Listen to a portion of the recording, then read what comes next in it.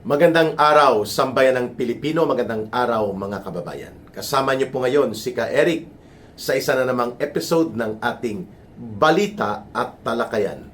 Mga kababayan, maraming salamat sa inyong patuloy na pagsuporta at pagsubaybay, pag-like at pag-share at pag-promote ng ating videos at ng ating channel na Ka Eric Celis YouTube channel, ng ating programang Bigwas ng Agila 2.0, and of course, ang ating live stream na muli pong ibinabalik ni Ka Eric sa Jeffrey Ka Eric Celis Facebook page 2.0 din at ang ating YouTube live stream. Pag-usapan po natin, mga kababayan, itong panibagong giyera na inilulunsad ng gobyerno ni Donald Trump, ng Estados Unidos. Patungkol po ito hindi sa giyerang digmaan ng bala at mga missiles o ng mga bomba, kundi giyera upang lansagin o mabuwag ng tuluyan itong pakialamero at nagagamit sa maruming laro ng mga politika ng mga makapangyarihang bansa sa Europa, ito pong ICC or International Criminal Court, mga kababayan. Kamakailan po ay nag-anunsyo si US President Donald Trump na hindi na niya nagugustuhan at para sa kanya banta po o isang threat to the sovereignty and authority of the United States of America para i-protect ang kanyang American or US interest, hindi lamang sa loob ng Amerika kundi sa amang bahagi ng mundo. Alam natin na makapangyarihang bansa pa rin po ang Estados Unidos at bagamat pang-ekonomiya ay china-challenge ito ng bansang China, but in terms of political and military power at pati po sa economic power, ang Estados Unidos po ay makapangyarihang bansa pa rin. And marami siyang mga interest sa negosyo, ekonomiya, politika at security and military all over the world. Sa tingin ni US Donald Trump, ang existence nitong sinasabi nila ng kanyang US State Department na si Marco Rubio, na globalist bureaucrats na hindi man lang inelect o nahalal at basta-basta na lang na nagsisilbi na parang pinakamakapangyarihan na institusyon o isang organisasyon na walang accountability o walang pananagutan, basta-basta na lang nangingialam sa mga pangloob at pangsoberenyang usapin ng mga bansa, kagaya po ng mga naging kaalyado ng Amerika. And I think lalong nagalit dito si Donald Trump nang naglabas po ng arrest order itong ICC laban po kay Prime Minister ng Israel Benjamin Netanyahu at sa kanyang Defense Secretary. At ito ay may kaugnayan sa inilunsad na digmaan ng Israel sa area po ng Gaza, kung saan po nandun ang main force ng grupong teroristang Hamas na lumusob at pumatay ng mga sibilyan at ng mga sundalo ng Israel noong 2 taon na ang nakakaraan, mga kababayan. So, may kaugnayan po dito sa mga naging hakbang ng Israel at pati po ang pagsuporta ng Amerika sa Israel dito sa kanilang war against terrorism and against those who threaten with terror itong bansang Israel. Kinampihan po ito ng Amerika. At dahil dyan, ay nagkaroon ng banggaan si US President, ang kanyang administrasyon, US President Donald Trump. Israel at laban din po ito sa ICC na nangingialam dito sa usaping pangloob at mga internal na mga proseso ng mga bansa na kaalyado din ng Amerika. Well, of course, ibang bagay po ang nangyari kay Pangulong Duterte sa Pilipinas sapagkat hindi po ito binabanggit ni Donald Trump, pero alam natin po na alam din ito ng Amerika na ginamit ni Marcos at ng kanyang gobyerno sa Pilipinas ang pakikipagsabwatan sa ICC upang gamitin sa maruming laro ng politika sa Pilipinas na nagresulta na sa pagpapadukot at illegal na pagpapakulong kay Pangulong Duterte sa Netherlands sa International Criminal Court Detention Facility. Which exactly, yan po ang pinopunto ni US President Donald Trump, na hindi niya ibibigay ang mga sino mang US troops o miyembro ng US Armed Forces, US military, US government o sino mang mamamayan ng Amerika na sa pilitan na pinakialaman ng ICC at ikukustody nila dahil lamang may nagrereklamo di umano laban sa mga naturang tropa ng pamahalaan ng Estados Unidos na mayroon pong mga foreign operations sa iba't ibang bahagi ng mundo, lalo na sa mga kaalyado na bansa. Ganito din po ang posisyon ng bansang Russia ng kanila pong inilunsad ang military operations at paglusob sa bansang Ukraine. At naglabas din po dito ng arrest order ang ICC laban kay Vladimir Putin, na hindi naman ito kinilala din nila Vladimir Putin. And in fact, nagpalabas pa nga ng desisyon ang korte sa Russia na aaristuhin ang mga judges ng ICC at mga prosecutors nila kapag tumapak sila sa bansang Russia. At ito ay nagpapakita na may mga malalaking bansa na makapangyarihan kagaya ng Amerika, ng Russia, even ng China at ang bansang Saudi Arabia at iba pang mga bansa na malalaki ay hindi po kumikilala sa ICC, hindi rin po kasali at hindi pumirma sa tinatawag nilang Rome Statute. Ito yung nagbuo ng treaty o kasunduan sa mga iba't ibang mga bansa sa buong mundo para kilalanin ng ICC. Tatlo pong issue na inilunsad ni Donald Trump at ng kanyang gobyerno, the way these were presented sa isang media briefing na isinagawa ng kanyang US State Department na si Secretary or US State Secretary Marco Rubio. Pag sinabi pong US State Secretary, ito po ang equivalent ng Foreign Affairs Secretary ng Pilipinas. So si Marco Rubio, State Department Secretary ito ni US President Donald Trump. Ang binanggit niya tatlo, that the ICC was created, hindi ibinunga ito ng voluntary na pagkilala sa kanya ng mga bansa, kundi ito ay created na mangialam sa mga pangloob na usapin ng mga bansa. Nagkunwari ito, di umano, according to that briefing ni US State Department Secretary Marco Rubio, na kunwari ito ay global court na mag-focus lamang sa pagtulong na maprosecute at mapapanagot ang mga malalala o malulubhang krimen like war crimes, genocide at kahalintulad na mga krimen. Pero sakaling ang mga bansa na mga involved o yung mga involved na personalidad at mga leaders ay hindi po kayang i-prosecute sa naturang mga bansa. Pero hindi po ito pwede magdikta sa kung ano po ang pangloob na mga judicial and legal processes. Kaya ngayon, nakikita ito ng Estados Unidos na iyon ang ginagawa ng ICC, hindi na simple na parang ito ay complementary court lamang, kundi ito na ang parang superior court kaysa mga bansa na malaya at may soberenya na sarili.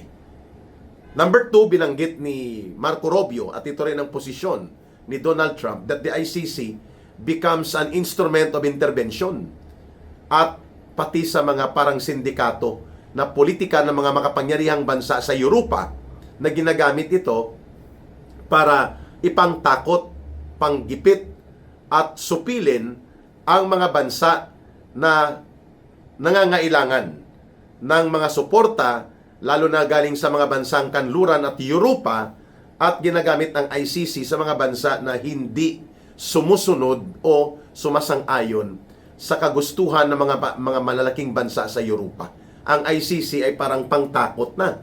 Naging isa siyang political tool of oppression. No, ganun po ang pagkakadescribe ni Marco Rubio, ang US State Department. At pangatlo, kinokontrol ito di umano ng mga global bureaucrats na mga konektado pa sa mga komunista at mga sosyalistang mga organisasyon na kalaban po, at hindi ito kursunada ni Donald Trump ang ganitong mga uri ng mga organisasyon na pumupundo at nagbibigay ng paggamit sa ICC, kagaya po ng nangyari sa Pilipinas na ginamit po ito ng mga hilaw na komunistang grupong makakaliwa din pero walang NPA, pero komunista din po ang kanilang gustong pananaw, no? Nagpapakilalang mga liberal group, itong mga Akbayan, itong mga grupo nila sa Ping and Dilaw, na mga grupo nila Dilima, nila Trillanes, nila Hontiveros. Ginamit din po ito ng CPP, NPA, NDF na mga komunistang terorista, ang ICC, at pati ni Marcos Jr. at nila Martin Romualdez upang magkaroon ng pangingialam sa proseso ng mga hindi dapat pumasok ang ICC sa Pilipinas, lalo na po sa mga kaso na sinasampa o gustong i-prosecute laban kay Pangulong Duterte, sapagkat wala na po silang treaty jurisdiction. Wala na rin tayong treaty obligation sa kanila simula pa noong March 2019. Subalit, ginamit ni Marcos ang ICC para ito ay makapasok at manghimasok at mapadukot nga si Pangulong Duterte. These are the situation na dinidescribe ni US President Donald Trump sa kanyang kampanya na dapat mabuwag na itong ICC dahil naging political instrument ito for persecution, oppression, and intervention laban sa mga bansa na pinapakialaman at tinatarget na mga global bureaucrats na nagko-control sa ICC.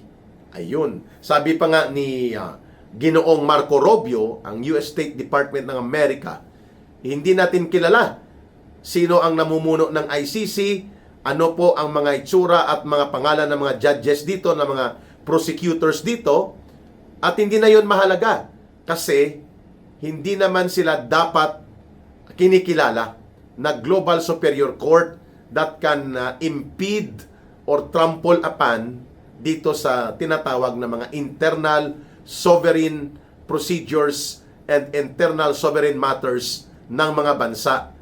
At lalo na, kasi sa Amerika, pag sinabi nilang sovereign interest ng Amerika, nag-i-extend ito beyond sa borders ng teritoryo ng Amerika. And that is the reason na sinabi ko, yung issue sa Middle East, no? Kung bakit hindi binibira ng ICC ang gobyerno ng Iran na nagkakaroon ng malinaw na mga paglabag at mga pang-aabuso sa sibilyan ng mga mamamayan sa Iran, sapagkat ginagamit ito ng mga makapangyarihang bansa sa Europa para ibalansin nila sa kanilang pressure against the US interest, including sa Israel. Ayun. At ganun din po itong reklamo ng Saudi Arabia. Nasaan diyan ang ICC kung ito ay patas? O bakit pinupuna niya yung mga nakalinya sa US interest, pero yung hindi linyada sa US interest at medyo nagagamit po ng mga makakaliwa at mga kontra-Amerika na mga grupo at organisasyon at mga gobyerno ay pinapanigan ng ICC at hindi niya pinapakialaman, bagkos ini-ignore niya ng ICC ang mga kaganapan sa mga bansang ito. Exactly yung point ng Amerika dito kung bakit sa Middle East nagkakaroon ng mga kaguluhan, sapagkat may mga bansa dyan na kontra Amerika na instead na ito ay itraffic ng mga institusyon sa internasyonal na antas, nagagamit pa sila. Kagaya ng kalagayan sa sitwasyon ng Iran, sa sitwasyon po ng pagbuo ng Iran ng Hezbollah, ng Hamas, ng mga Houthi sa Africa. Para sa Amerika po, ang mga terrorist organizations na ito na ini-ignore ng ICC ang mga bansa na sumusuporta dito, lalo na ang Iran, ay hindi tumutugma sa sovereign interest ng Amerika. Ganyan ang pagtingin ni US President Donald Trump. And even sa bansang, sa kontinente ng Africa, pinipili lang din po ng ICC ang mga gobyerno o bansa na gusto niyang pakialaman. Dahil nagagamit nga ito ng mga global bureaucrats na kung si Donald Trump pa mag-describe, hindi naman yan na-elect ng ninumang mga sovereign power ng mamamayan sa saan mang bahagi ng mundo. Bakit sila ang maghari-harian at magdidikta kung ano ang sovereign interest ng isang bansa? Yan. So, malaking bagay po ito at malaking sampal ito kay Bongbong Marcos Jr.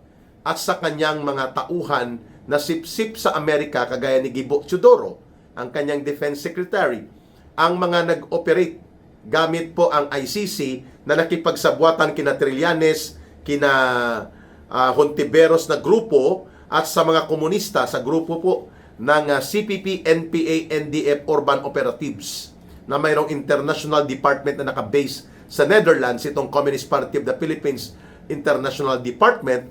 Lahat ng ito po ay nakikita ito ng Amerika. Nababasa nila na ito ay napakadelikado kapag kumalat ng kumalat pa, pati po hindi na lamang sa kontinente ng Africa at sa mga bahagi po sa Middle East, kundi pati na sa Asian and Pacific region, nangingialam na ang ICC. At ito nga, pati ang senador ngayon, na si Senator Bato de la Rosa, pinapadukot nila Marcos na gamitin ang ICC questionable warrant of arrest. Now, this declaration of war to dismantle the ICC is a welcome development para po sa atin na tumututol at bumabatikos sa ginawa ni Marcos at ng mga grupo niya na pagpapadukot at iligal na pagpapakulong kay Pangulong Duterte sa ICC detention facility right now. Why? Sapagkat ipinapakita po dito na mulat sa pulpa, pinagtaksilan at ipinagkanulo ni Marcos Jr. ang kanyang sariling mamamayan. Buhay at umaandar ang mga korte sa Pilipinas, buhay at dynamics or very dynamic ang operations and function ng lahat ng antas ng mga korte sa Pilipinas, mula sa Municipal City Trial Court, Regional Trial Court, Special Court, Court of Appeals hanggang Korte Suprema. Bakit kung mayroong reklamo kay former President Rodrigo Duterte, hindi dito isinagawa ang paglilitis o ang pagsasampa ng kaso? Exactly the way US President Donald Trump and his government right now sa Estados Unidos ay pinapoint out ito. Walang papel at walang pakialam ang ICC sa mga internal na bagay sa soberenya at pangloob na usapin ng isang bansa, at yan dapat ang isampal kay Marcos Jr. na katotohanan.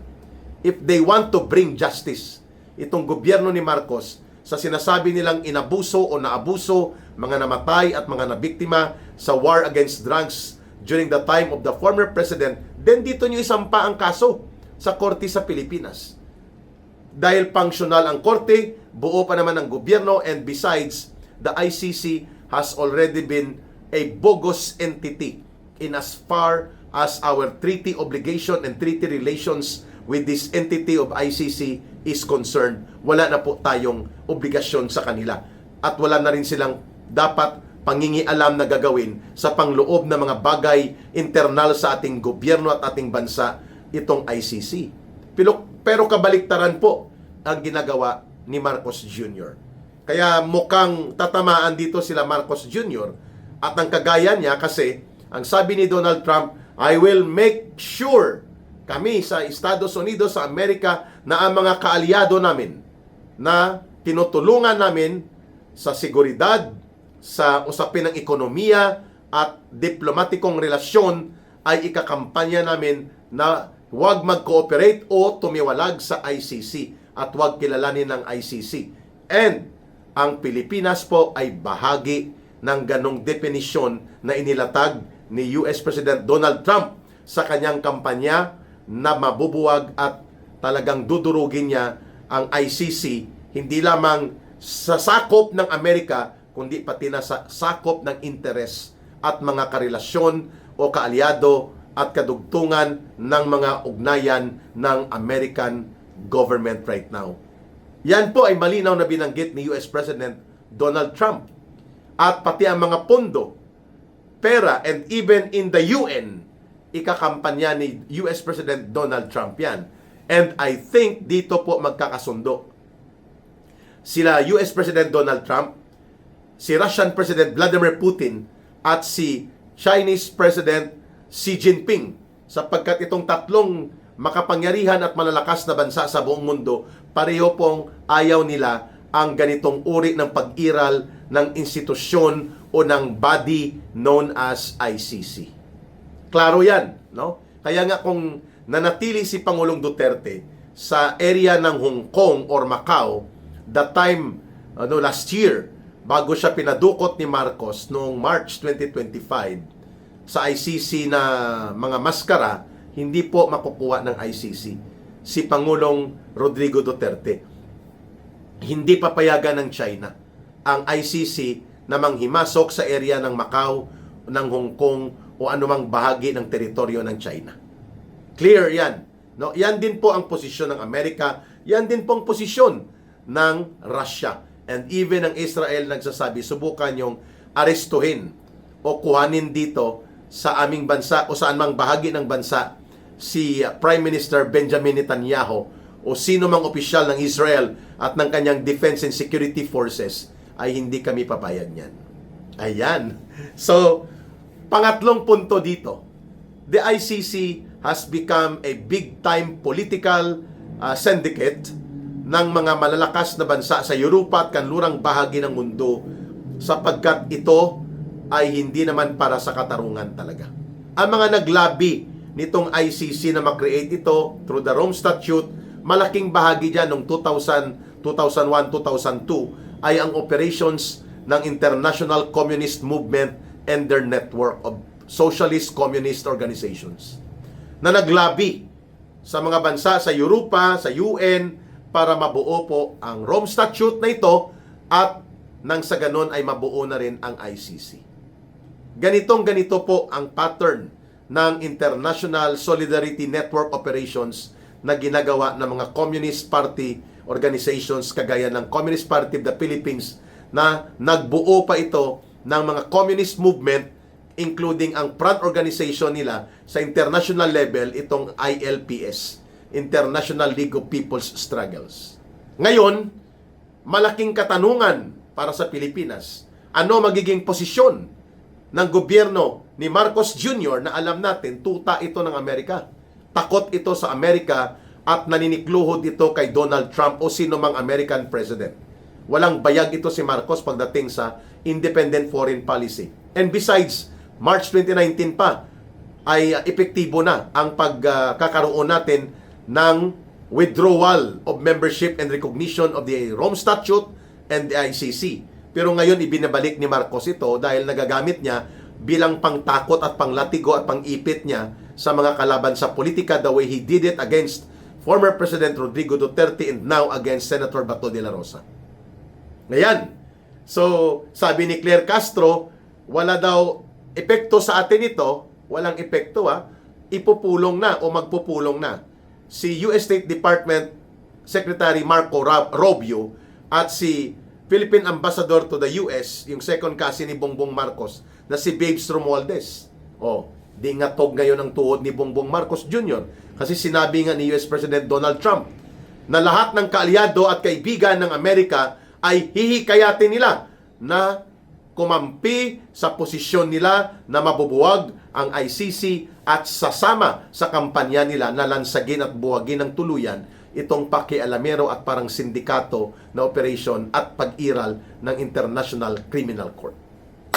Abangan natin ito mga kababayan kasi mukhang mapapabilis ang pagpaparelease kay Pangulong Rodrigo Duterte at tatayo ang kanyang mga kaso na isang halimbawa kung paano ginamit sa maruming political objective at sa katarantaduhan ng ICC the way Marcos and his government sa Pilipinas exploited itong kasindikatuhan na uri ng diskarte ng International Criminal Court.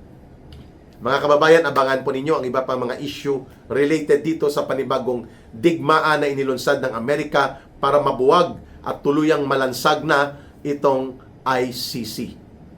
So, bantayan natin, marami pa po ang pwedeng mangyari dito in the international geopolitical situation right now.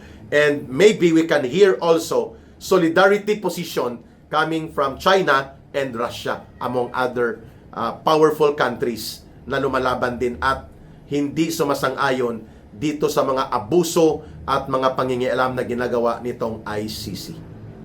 Maraming salamat po. Mahalin natin ang bansang Pilipinas. Walang ibang magmamahal nito kundi tayo ring mga Pilipino. Para sa Diyos at sa Pilipinas nating mahal. May God bless everyone and may Allah be with you. doon sa mga Muslim brothers and sisters. Mabuhay! Bye for now. Ito po si Ka Eric.